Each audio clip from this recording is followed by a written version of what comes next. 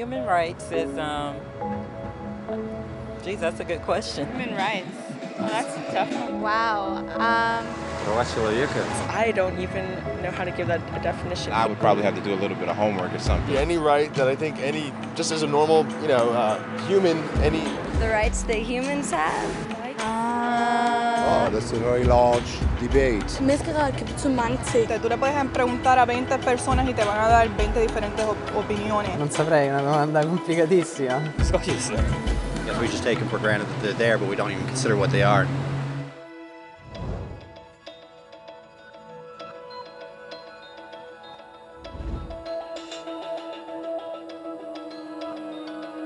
Human rights are the rights you have simply because you're human. It's how you instinctively expect and deserve to be treated as a person, like the right to live freely, to speak your mind, and to be treated as an equal. There are many kinds of rights. Most apply to a certain group. But human rights are the only ones that apply to absolutely everyone, everywhere. That means kids, old people, poor people, basketball players, garbage men, rappers, teachers, Africans, Indians, Albanians, Christians, Muslims, Kabbalists, atheists, your mom, your dad, your next door neighbor, and you all have the exact same human rights. In other words, they're universal. But the question remains, what are they? Name the human rights? What the human rights are? The right to live. Equality between all peoples. Right to religion, the right to... Is there supposed to be a list somewhere I should be aware of? According to the United Nations, there are a total of 30 human rights, which are usually lumped together and called simply human rights. They're all listed out in the Universal Declaration of Human Rights, which is the world's most widely accepted document on the subject. But it was a long time in coming. At first, there were no human rights. If you were in with the right crowd, you were safe. If you weren't, well, you weren't.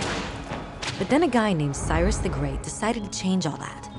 After conquering Babylon, he did something completely revolutionary.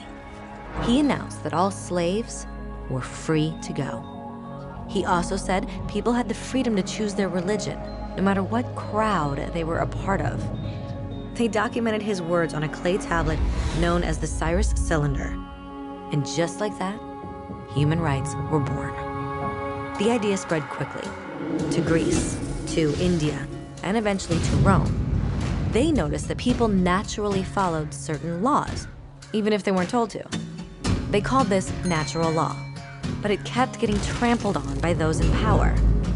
Not until 1,000 years later in England did they finally get a king to agree that no one can overrule the rights of the people, not even a king. People's rights were finally recognized, and they were now safe from those in power. Kind of. It still took a bunch of British rebels declaring their independence before the king got the point that all men are created equal. Which isn't to say he liked the idea, but he couldn't stop them, and America was born. The French immediately followed with their own revolution for their own rights. Their list was even longer, and they insisted that these rights weren't just made up. They were natural. The Roman concept of natural law had become natural rights. Unfortunately, not everyone was so thrilled. In France, a general named Napoleon decided to overthrow the new French democracy and crown himself emperor of the world. He almost succeeded, but the countries of Europe joined forces and defeated him. Human rights was again a hot topic. They drew up international agreements, broadly granting many rights across Europe. But only across Europe. The rest of the world somehow still didn't qualify. Instead, they got invaded, conquered, and consumed by Europe's massive empires. But then a young lawyer from India decided enough was enough. His name was Mahatma Gandhi, and in the face of violence, he insisted that all people of Earth had rights, not just in Europe. Eventually, even Europeans started to agree. But it wasn't going to be that easy. 2 world wars erupted. Hitler exterminated half the Jewish population of Earth in horrifying Nazi death camps. And all told, 90 million people died. Never had human rights been so terrifyingly close to extinction. and never had the world been more desperate for change. So the countries of Earth banded together and formed the United Nations. Their basic purpose was to reaffirm faith in fundamental human rights, in the dignity and worth of the human person. But what were human rights? Were they the proclamations of Cyrus, the natural laws of Rome, the declarations of France? Everyone seemed to have a slightly different idea of what human rights should be. But under the supervision of Eleanor Roosevelt, they finally agreed on a set of rights that applied to absolutely everyone. The Universal Declaration of Human Rights. The French concept of natural rights had finally become human rights. So, in summary, at first, only a few lucky people had any rights, until one of those guys decided, hey, other people should have some rights too, which was great, except not everyone agreed. And it only took a few thousand years of fighting and declarations and more fighting until everyone finally agreed that human rights should apply to everyone. And they all lived happily ever after. Except for one little problem. If people have the right to food and shelter, why are 16,000 children dying of starvation every day? 1 every 5 seconds. If people have freedom of speech, why are thousands in prison for speaking their minds? If people have the right to education, why are over 1 billion adults unable to read? If slavery has truly been abolished, why are 27 million people still enslaved today? More than twice as many as in 1800. The fact is, when it was signed, the Universal Declaration of Human Rights did not have the force of law. It was optional. And despite many more documents, conventions, treaties, and laws, it's still little more than words on a page. So the question is, who will make those words a reality? I have a dream today. When Dr. King marched for racial equality, he was marching for rights that had been guaranteed by the United Nations for almost 2 decades. But still, he marched. When Nelson Mandela stood up for social justice in the 1990s, his country had already agreed to abolish such discrimination for almost 40 years. But still, he fought. Those who fight today against torture, poverty, and discrimination are not giants or superheroes. They're people. Kids, mothers, fathers, teachers. Free-thinking individuals who refuse to be silent. Who realize that human rights are not a history lesson. They're not words on a page. They're not speeches or commercials or PR campaigns. They are the choices we make every day as human beings. They are the responsibility we all share to respect each other, to help each other, and to protect those in need. As Eleanor Roosevelt said, where, after all, do universal human rights begin? In small places close to home. So close and so small that they cannot be seen on any maps of the world. Yet they are the world of the individual person, the neighborhood he lives in, the school or college he attends, the factory, farm, or office where he works. Such are the places where every man, woman, and child seeks equal justice, equal opportunity, equal dignity without discrimination. Unless these rights have meaning there,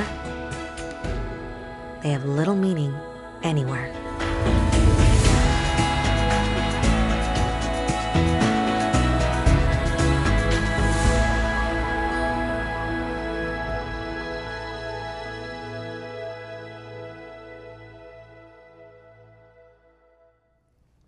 Hello and welcome to Crossing Bridges. Ladies and gentlemen, my guests today are 2 individuals that are truly humanitarian in every sense of the word, and they have been working for a number of years to improve human relations among all people. You have just seen a film about human rights, and we're going to discuss those 30 human rights with my guest this afternoon, as well as other matters that hopefully will give you some insight as to how you can become more involved as a peacemaker and making sure that you can contribute to make this world a better place, first of all for our children, the future leaders of this country, as well as ourselves. At this time, it's my pleasure to welcome my guests to the show. I have to my right a lovely lady by the name of Andromeda Edison, president of United for Human Rights, as well as Youth for United Rights. And to her right is my dear, dear friend, Mr. Tim Bowles, Executive Director of Youth for International Human Rights, or Human Rights International Youth. Either way. It's a pleasure to have both of you on the show. Thank you, Nat. Thank you very much. It's my pleasure. The film describes what human rights are, and they are really essential for every individual on this planet to know about it, but unfortunately, as the film reflects, there are very few people even know few or understand what human rights are. We are living in a world today faced with obstacles, killing, shooting, hating, genocide, and I feel, in my point of view, if people will become more acclimated and understood the true meanings of these 30 rights that was initiated by Eleanor Roosevelt, this world would be better in some ways.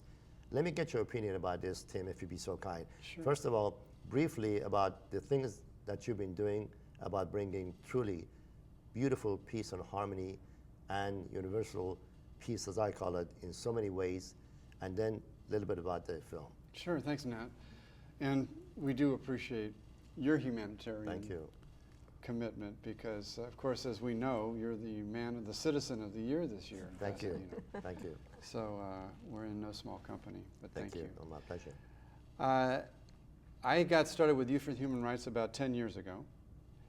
I am a lawyer here in Pasadena.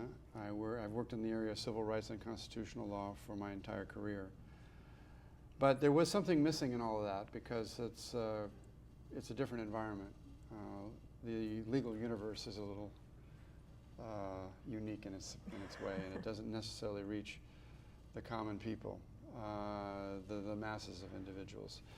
I ended up in Africa in 2005 with the founder of Youth for Human Rights, Mary Shuttleworth, and she travels the world every year to spread this message of human rights education to many countries. And I went for a week, just a week long, in Ghana and West Africa. But what I saw there and the folks that I met changed my life.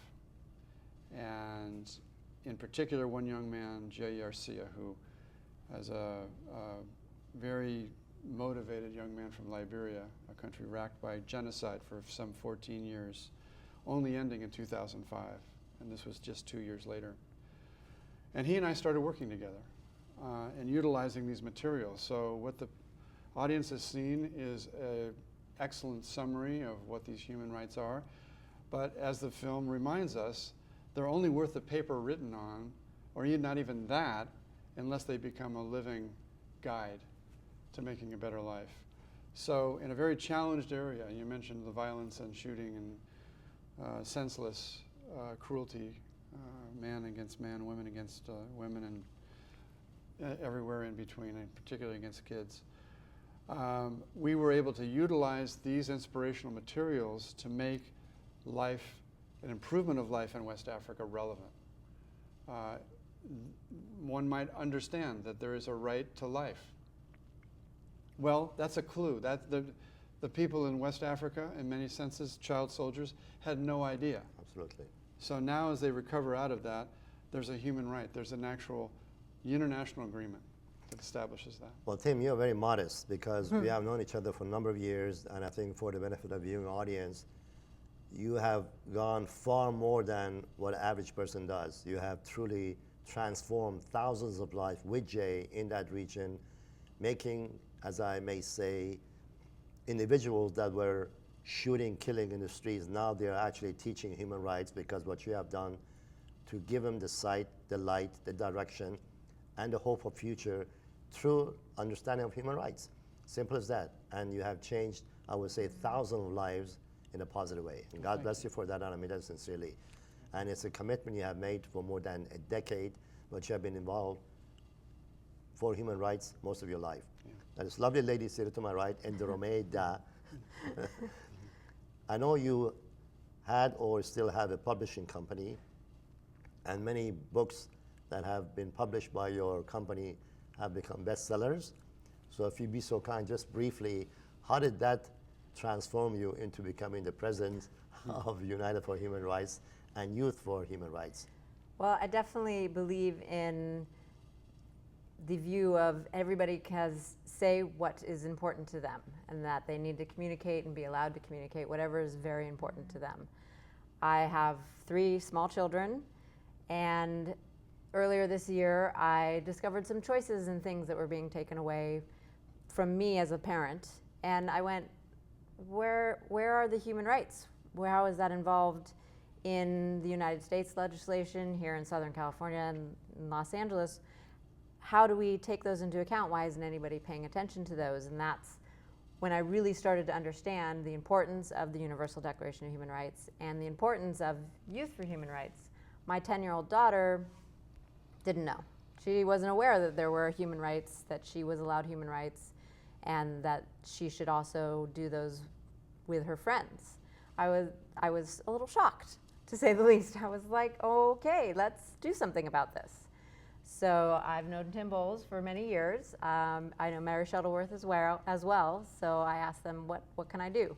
How do I get involved? How do I change this? How do I make a difference here? Tim's done amazing work in Africa. I want to do something here. I want to do it right here at my home, make a difference, teach the kids around me that are growing up with my kids that are our future, that there are human rights, and how it relates to how they interact with each other, how they love each other, how they respect each other. And it'll change the way the world is if we can just instill that in our children. Good choice. Now with Tim, if someone wanted to listen to him, he's a man, they would come and think twice. With a lovely lady such as you, instantly they become human-related, human relation, and everything else you want to teach them. So I'm really glad that you are partnering with Tim. Hopefully 3 of us can really expand further and work together on this very important matter. Definitely. Because again, as Tim and I know each other for a long time, we preach what we practice. And in order to preach what you practice, you have to know what you are teaching. Mm-hmm. And a lot of people, unfortunately, mean well, but they do not know really what they're talking about. Because if you imply a certain words, you have to know the meaning of the word. Right. What it does, not only action-wise if you use it, but what it does to other people by saying it. Because it's just like when a word comes out of your mouth, it's like a bird, it flows away, never comes back. So therefore you have to be careful what you say, what you do. And the human rights, the 30 of them, each one of them, you want the bird actually leave your mouth and fly away because it penetrates to every person on this planet. And we are related, if you believe in the creation, we are all brothers and sisters. And if we look at each other on that respectable way, in that directional way, and then know our rights, what a wonderful way to get up in the morning and say, I can go out in society today, and I'm just as important as the next person, I have the same right as the next person, even the President of the United States, the same rights, even in Africa or Middle East, anywhere. And a lot of things that are taking place today in Syria, in Iraq, in other regions is, I think, if you may correct me, that they don't know their human rights. It's just political power, monetary gaining, and so forth, and that's a sad part. What do you think of that, Tim? Well, we know human nature has its upsides and its down. West Africa is another example, in that with exploitation of natural resources from transnational corporations, which is still going on, there's a real disparity in wealth. There's a very large disparity in education opportunities that continues. That has led to me, that's a key foundation on which man's cruelty and inhumanity to man can take place. It's only with this educational foundation that we can prevent future civil wars, future genocides from occurring. And so that's a very simple thing. And it's very important. It's very important for people to understand the kernel of this declaration, which is responsibility. And not only that, but the power each one of us has to do way, way more than we ever thought possible within our own power and our own reach. Because the top side, not the inhumane side, but the top side, the side of art, of beauty, of love, of understanding, is also embedded in these rights. So the challenge is to make these relevant. Very true. And what I'm describing in West Africa became it was almost easier. In fact, it was easier than doing here in Southern California, where we have a fire department. So if you have a fire, we got people for that. We have a police department. So you have a murder down the street. We have people for that. We have taxes. We pay taxes. And so there's a certain, if I may, sense of entitlement that is carried among us. And to some degree, I think we all have that. It's ingrained in us. But no one can take away our human rights, and no one guarantees them. That's true. And with power such as police or other authorities have, comes the potential for great abuse. So the challenge for us, I think, if I may, and I'll stop talking, is motivation. Sure. And getting people to see through the complacency of the material comforts they have around them to actually seeing the abuses that are occurring in front of our very eyes. Human trafficking being a prime example. Yeah. Right.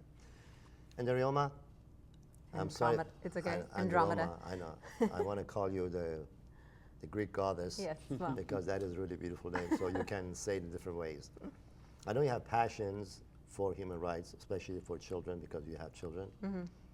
And education is really the key foundation for any individual on this planet to become more advanced, being able to communicate more effectively in a better dialogue way, not my way. Right. Or your way, as our way.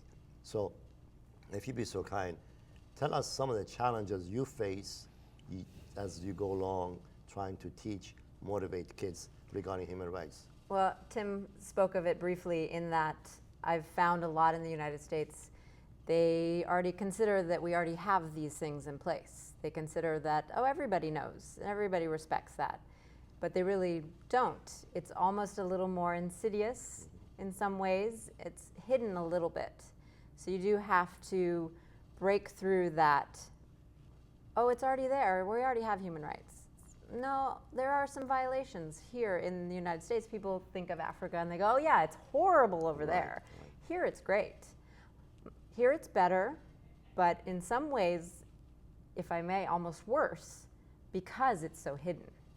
So that is the challenge, is how do you break through that, oh no, it's good, and go, well, actually you realize that Los Angeles, because of the port, is one of the nation's highest sexual trafficking locations, because people come in and out through the port, they get shipped through the rest of the United States. Right.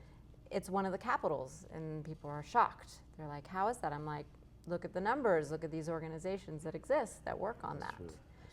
So it does become a little bit of a challenge to open the eyes to the fact that it's here too, that it's not just across the oceans where it's horrible, which it is, but it is here too. And it has become, it is a little bit of a challenge, and you do have to talk to each one and go, find that point where they go, oh, okay, yeah, I've heard about this issue.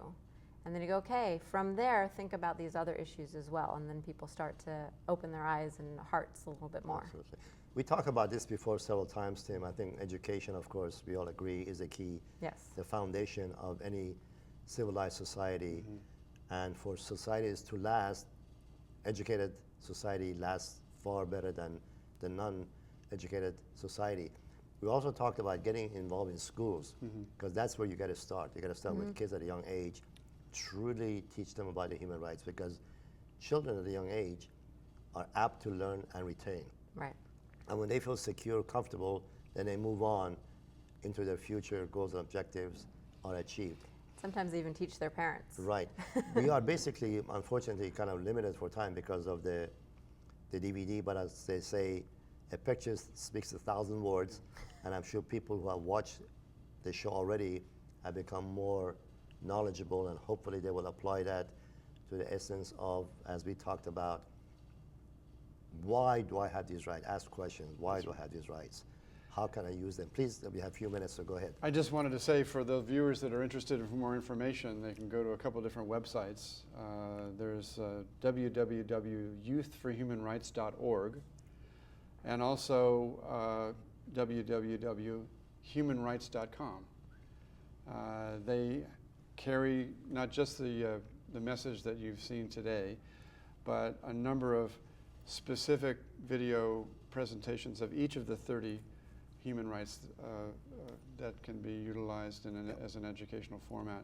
Also, if you write to the website, write to the numbers, the address that are given, we have teacher's guides for an entire curriculum on human rights education. And these are oriented toward not just grade school kids, but high school as well. We've worked with high schoolers and younger here in Pasadena, and I can say that the greatest wealth we have is their determination to do better than us. Absolutely. And there is room for improvement. Before we conclude, basically, I want the viewing audience to realize again, this film applies to everyone. Doesn't have to do religion, sex, background, nationality, gender, rich or poor. This is for every single human being on this planet. And that's what, ladies and gentlemen, hopefully today you have been able to grasp. That is for us, all of us. So I'm going to thank our guests, and then I will direct my point to you just for the last few seconds. Ender Almeida, pleasure to see you coming on the show. Thank you, Same as sir. always, coming on the show. Love you. Thank you. Ladies and gentlemen, please try to remember those 30 human rights. If not, go to those websites, learn them, apply them, make sure we all work together to make this world a better place for all of us, especially for our children, the leaders of tomorrow. Thank you so much. God bless you, and have a wonderful day.